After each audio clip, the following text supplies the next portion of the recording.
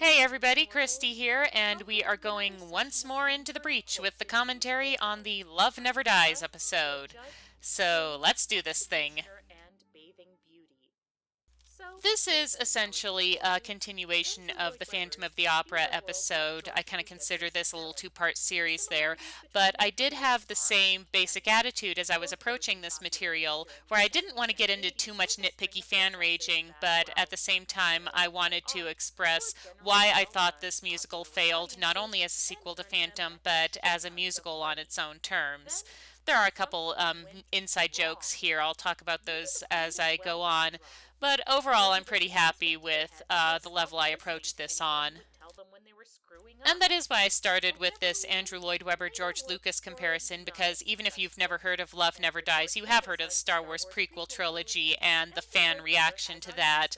And I think it's a pretty accurate comparison to the way Love Never Dies has been received among Phantom of the Opera fans.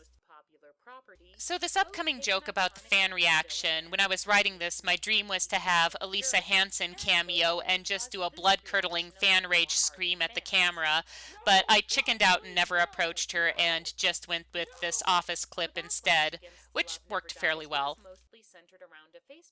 I didn't want to go too far into the whole Love Should Die thing because, frankly, I think there was a lot of ugliness on both sides of that issue, both from the Lloyd Webber camp and the way they talked about the fans, and from the overzealous fans who pushed the whole thing too far and made everybody look bad. So yeah, I thought it was important to bring it up, but I really didn't want to dwell on it so far. I think it's best we put that whole business behind us. That line, in addition to being a bit of obvious tempting fate on the movie's part, was also a little nod to some of my Phantom of the Opera friends who always got a big laugh out of that line and have been known to imitate that "I want to know what you think" delivery in moments of silliness. So there you go. That was shout out number one right there. And once again, we are running into dating issues. The original Phantom was initially set in 1881, and then the movie inexplicably moved that to 1870, as we discussed in the previous review, and now they've decided it had to be in 1895, mostly so that they can set this one in the early Edwardian era. So, yeah, people can and have written whole essays on the shaky chronology in this entire franchise. And when you try to figure in the various dates of the prologue in the original and the various dates of Christine's father's death, yeah, trying to sort out the continuity in this entire story can be very, very headache-inducing. I don't recommend trying it. That line was originally a head full of Twilight books, but I remembered I'd already made a Twilight joke in the Phantom review, so I switched it up for the sake of variety. I already repeat myself enough in this episode anyway. Here's a fun drinking game. Take a sip every time I say the word stupid. You'll be hammered in no time, trust me. So Ben Lewis, who plays the Phantom here, he has a really good voice. I wouldn't mind hearing him do the actual Phantom part sometime, but he has some of the craziest eye expressions you've ever seen. It's hilarious. I was considering cutting together a montage of some of those moments and setting it to the tune of Jeepers Creepers, Where'd You Get Those Peepers, but I couldn't think of a good place to put it in, so I had to drop that idea. But I think that's a testament to the flaws inherent in this material, because whereas Phantom can be elevated above its structural flaws with a strong cast and strong direction, this does have a good cast and it has good production values, and it's still not enough to overcome the ridiculousness of the plot. And I think that's kind of where the whole problem is, no matter how many times they revise it. So even though I got to talk quite a bit about my problems with this show, I still did not have enough time to get in everything that bugs me about it. And one of the things that I have an issue with that I didn't have a chance to discuss in episode is the way it treats the characters of the Giris. Meg Giry gets the worst of it, and we'll talk more about her later, but even Madame Giry, I think, gets really mistreated in this show. Madame Giry is definitely my favorite supporting character in the Lloyd Webber musical because she has this intimidating, cold air, but there are these deep passions running underneath that. And I like how she's kind of undergoing this mature variation on Christine's arc, where she's got this relationship with this man who she's obviously very terrified of, but at the same time she feels sorry for him and, might even be attracted to him a little. I like the complexity inherent in that. And I think just turning her into this bitter, angry, straight up villain is a major disservice to the character. A bitter, angry villain who goes in for victim blaming, no less. That is probably the ugliest fan reaction I have seen in Phantom of the Opera. This notion that Christine is somehow a terrible person because she didn't jump the Phantom's bones at the first available opportunity and ran away from him. And there have been a lot of debates about what exactly her feelings are for him and what exactly is going on in that relationship, and I'm not going to get into that right now.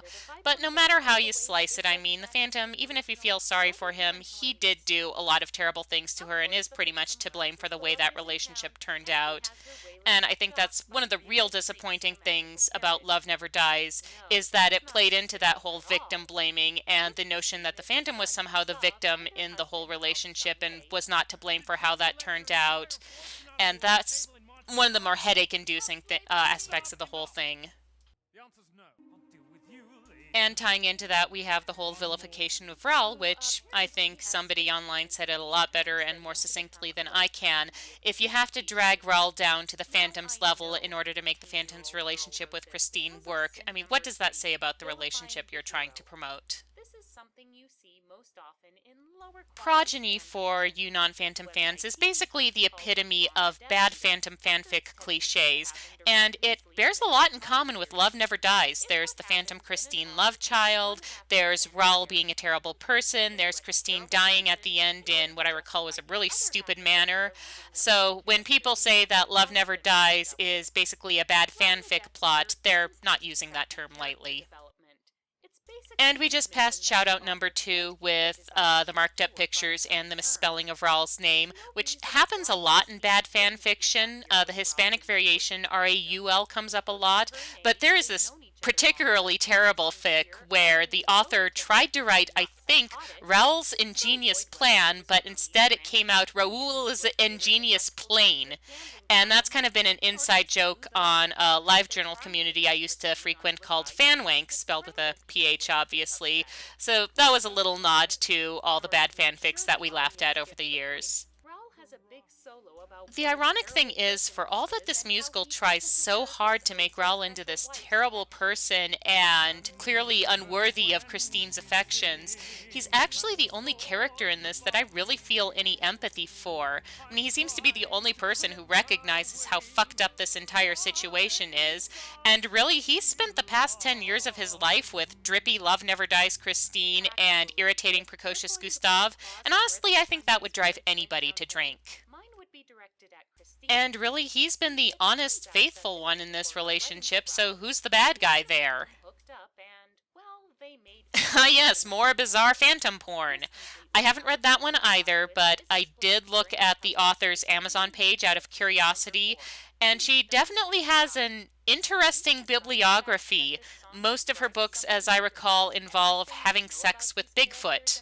Yes, really. So, if that's the way you're kinked, you know where to find spank material now. You're welcome. I think it's a testament to these actors' abilities that they're able to get through Beneath a Moonless Sky with a straight face. I can't do it. I mean, the first time I listened to the cast recording, I had to pause it because I was laughing so hard. The Beneath a Moonless Sky parody is, I think, the funniest thing to happen in musical hell, and I say that without any trace of ego because ultimately I actually had very little to do with it. I am very indebted to 2 very talented men who helped me out on this one. The first is a gentleman who goes by the name of Raphael online, and he is one of the best fan artists I have ever encountered in this or any other fandom. The Phantom Christmas image at the very end of this episode is one of his works, which he also graciously allowed me to use. But he had written this completely hilarious and completely filthy parody of Beneath a Moonless Sky, and I had known I wanted to do kind of a porno variation of the song for this episode, so instead of reinventing the wheel, I just asked him, hey, can I use these lyrics? And he said, sure.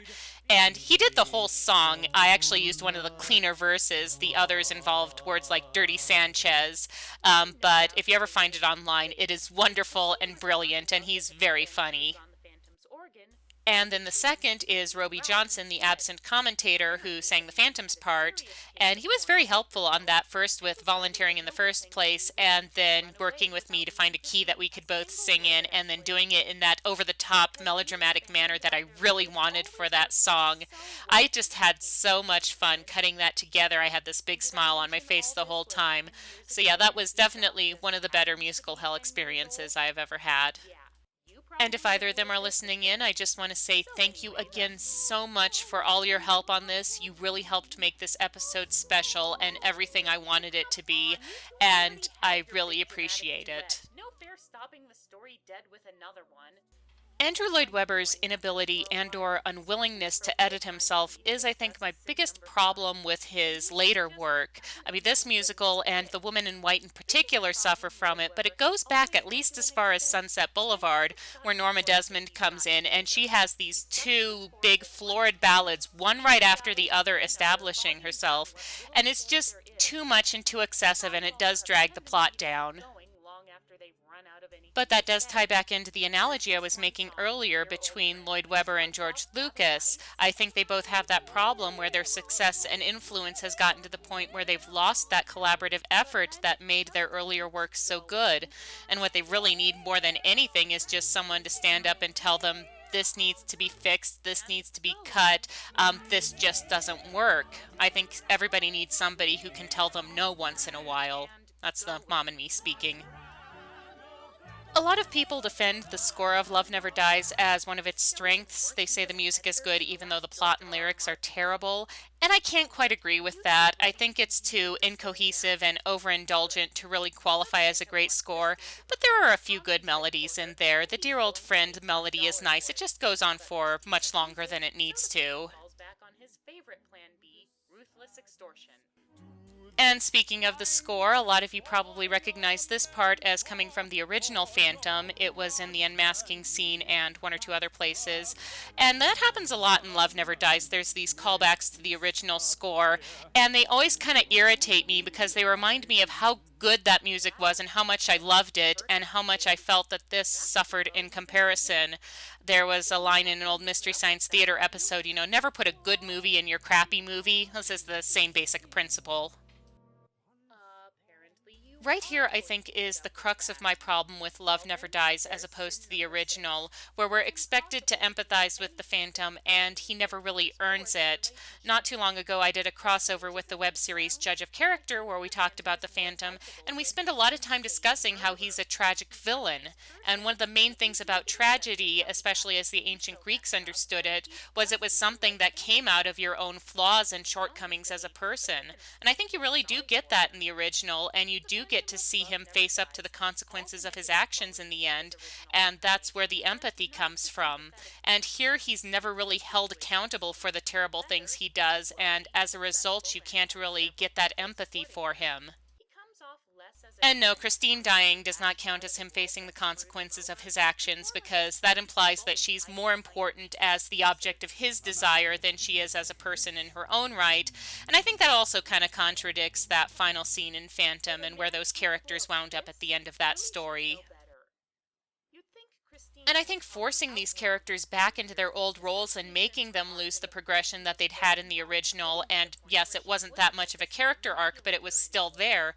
But that's the really frustrating part about Love Never Dies, is that these characters really should know better by now. And yeah, you can argue that people do make the same mistakes over and over again and don't always learn their lessons, and that is true. But in a fictional character, that's not very entertaining to watch. It's just frustrating and annoying and really kills any empathy that you can have for them, and I think that is one of this musical's biggest mistakes.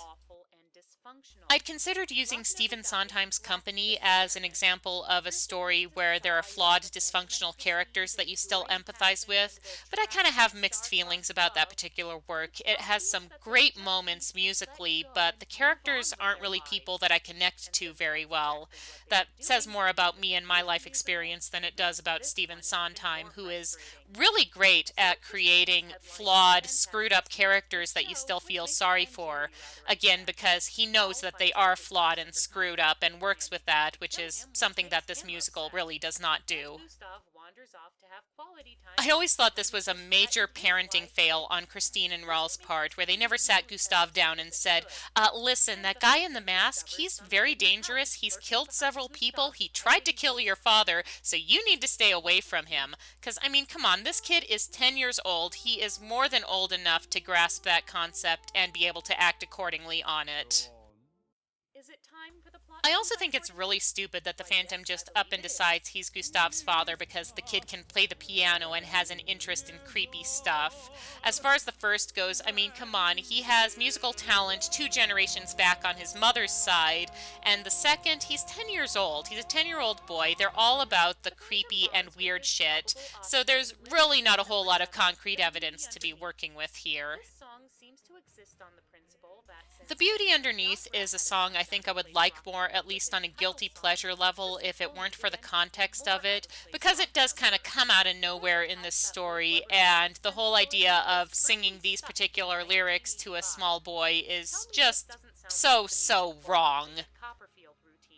Someone who is way more obsessed than I am has started a website called The Phantom Project, where they are reviewing all the adaptations of Phantom of the Opera in all various forms of media, and that is a huge undertaking, believe me.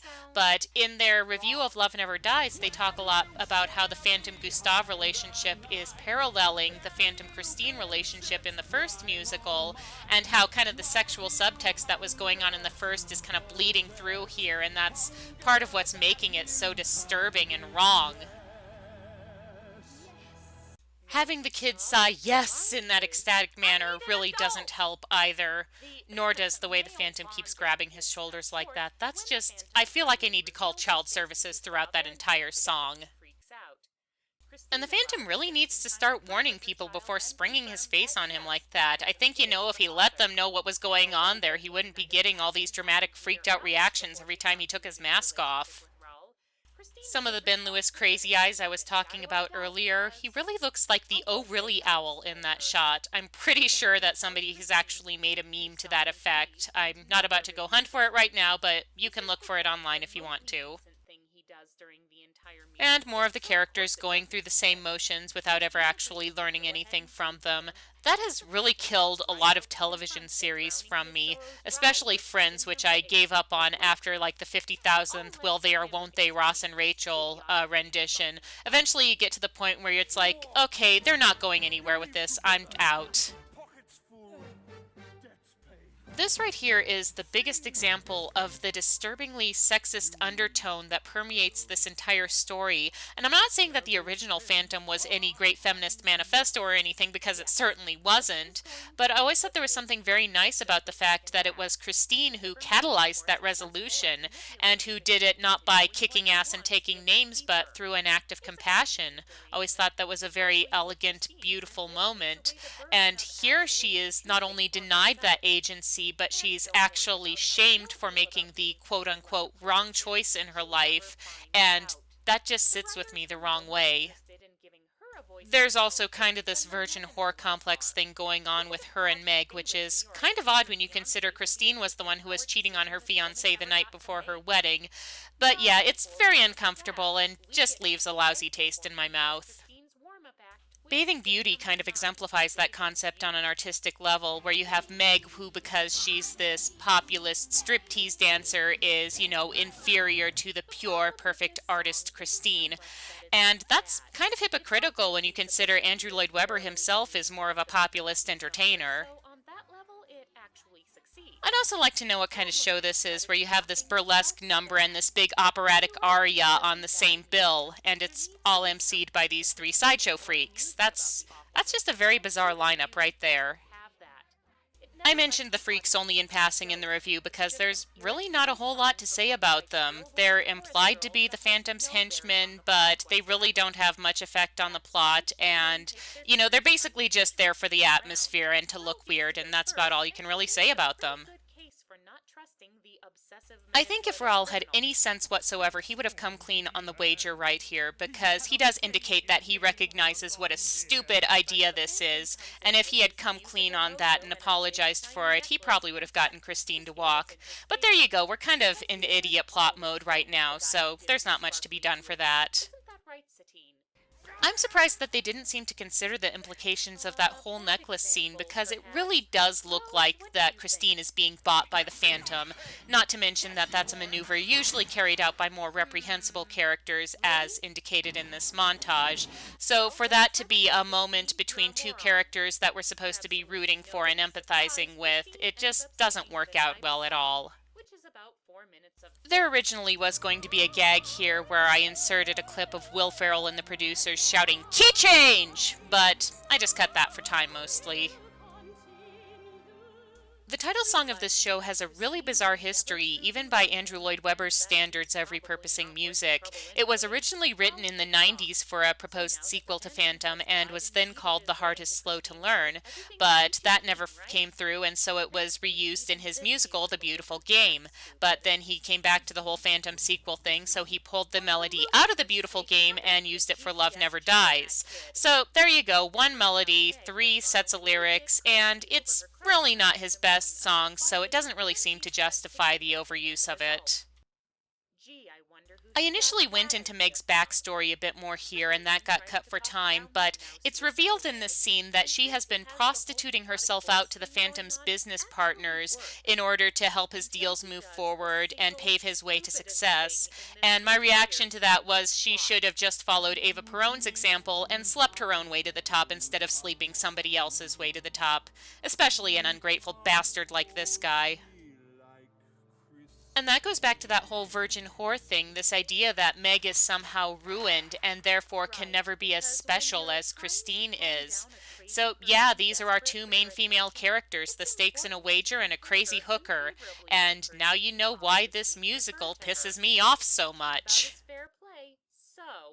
And yeah, that is a callback to Raoul, you idiot, from the previous episode.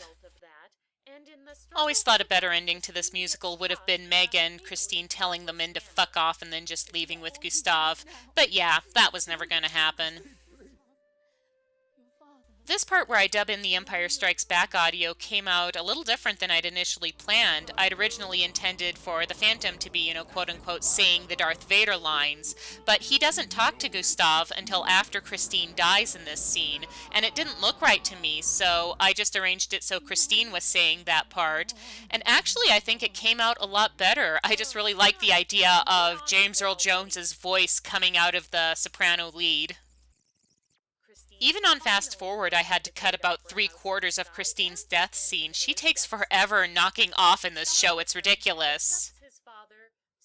Apart from all the other reasons I listed for this being a terrible ending, I think it goes without saying that the Phantom would be a really, really terrible father. I mean, he is definitely going to strangle Gustave before the kid turns 16. And again, Gustave is really annoying, so I don't really blame him for that. But yeah, everybody else is dead or miserable, and the person who's primarily responsible for it is walking away scot-free with the kid. And that, kids, is what TV Tropes calls a karma Houdini. Making the Love Never Dies review was very cathartic for me, which is why I say at the end of this episode that I am so happy to adjourn the court, because this has been my way of getting all of that off my chest and, in a way, making peace with it.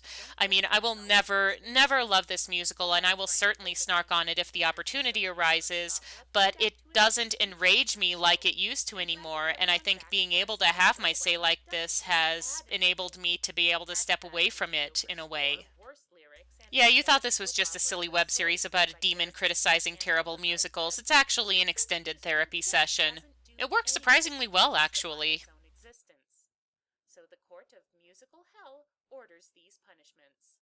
One final bit of trivia here. I've since learned that there is not one but two 50 Shades of Grey musicals out there. They're both parodies, so they're kind of approaching the material in the same way that I am here with this punishment. But I found that interesting. I'm pretty sure one of them even parodies the original Phantom's title song, so there's that tie in. And I will admit that I did like Glee for about half a season or so, but then it just got into that trap I was talking about earlier with characters making the same stupid mistakes over and over again, and I just had to drop it. And that's about all I have to say on that subject, so thank you again for sitting with me on another commentary. Thanks again, Raphael, for the use of the wonderful artwork, and we will see you again some other time. Take care.